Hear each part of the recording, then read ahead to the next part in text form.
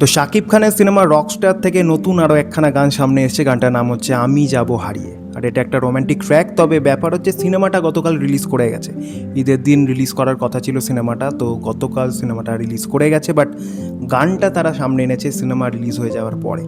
এটা নিয়ে অনেকেই অনেক রকমের কমেন্ট আর কি পাস করেছে। আমি দেখছিলাম যে অনেকের বক্তব্য যে সিনেমাটার রিলিজ হওয়ার আগে গানটা আনতে কী ক্ষতি ছিল। সো এটা একদিক থেকে বলা যায় যে হ্যাঁ, ঠিক কথাই, যে আগেই গানটা এনে দেওয়া যেত, তাদের হাতে যথেষ্ট সময় ছিল গানটা আগে রিলিজ করার মতো। বাট সত্যি কথা বলতে আমি এই ব্যাপারটা থেকে একটু অবাক হইনি, কারণ আমাদের এখানে বলিউডে এই ধরনের জিনিস আমরা অনেকবারই দেখেছি, স্পেশালি রিসেন্ট সিনেমা ধুরন্ধরের ক্ষেত্রে। ধুরন্ধর সিনেমা রিলিজ হওয়ার আগে হাতে গোনা দু একটা গান তারা রিলিজ করেছিল, তারপর বাদ বাকি সমস্ত গান তারা কিন্তু সিনেমা রিলিজ হয়ে যাওয়ার পর এক এক করে আপলোড করেছিল। অনেক ভালো গান তার মধ্যেও ছিল, কিছু রিমিক্স গানও ছিল। বাট সেই কারণেই এই জিনিসটার সাথে আমি অন্তত অভ্যস্ত, তো আমার কাছে একটু অবাক লাগেনি। বাট গানটা যখন এনেছে তারা, চলো শোনা যাক কেমন কী গান আছে। তবে একটা জিনিস আমার একটু অবাক লাগলো, সেটা হচ্ছে সিনেমার নাম রকস্টার, এখনও অবধি 3খানা গান তারা সামনে আনলো এটাকে নিয়ে।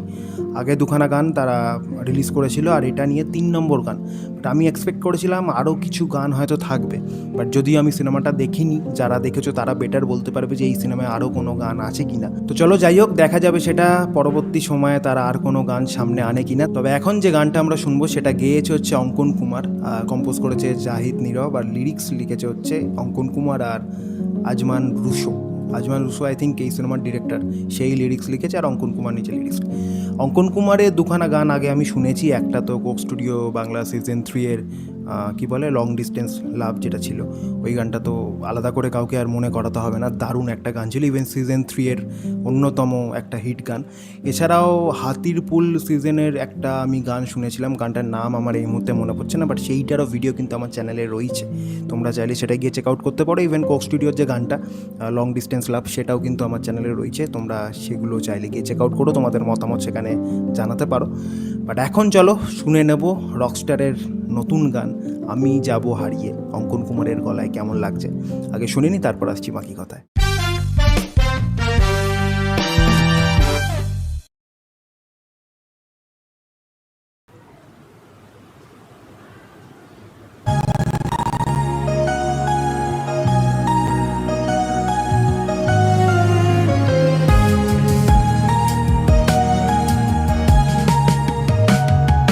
জলে আগুন থামে সময়, চলি আমি তাই তো শুধু তোমারই সাথে, তোমারই সাথে। Nice piano. আমার জীবন আমরণ ওকে, রয়্যাল এনফিল্ড। রেখে দিলাম যেন শুধু তোমারই হাতে, তোমারই হাতে। পিয়ানোটা ভাল লাগছে বেশ শুনতে। তোমারই মেঘ চোখে চোখে চোখ রেখে, হৃদয় রেখে হৃদয়ে আমি যাব হারিয়ে, তোমায় নিয়ে আমি যাব হারিয়ে।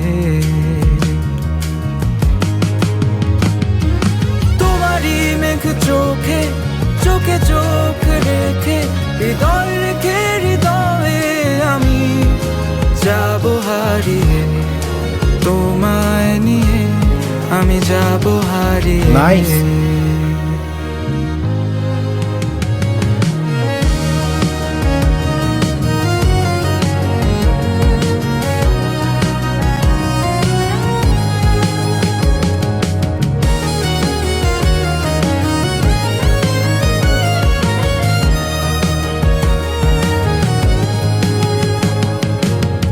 মনে মনে যত কথা বলে ফেলো সব এখন, যদি আমি দূরে সরে যাই,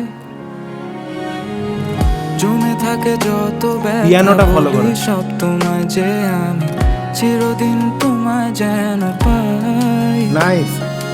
অজানায় মায়া জাল বারে বারে কেন যে আমারে ছায়াতে রাখে,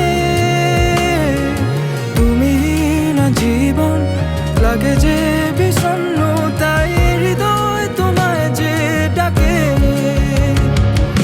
তোমারই মেঘ চোখে চোখ রেখে Nice, nice. হৃদয় রেখে হৃদয়ে আমি যাব হারিয়ে, তোমায় নিয়ে আমি যাব হারিয়ে।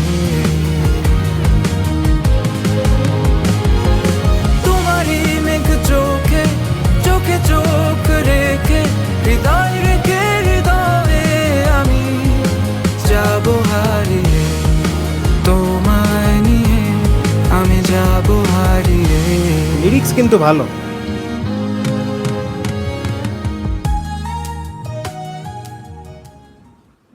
তোমারই মেঘ চোখে চোখে চোখ রেখে হৃদয় রেখে হৃদয়ে আমি যাব হারিয়ে।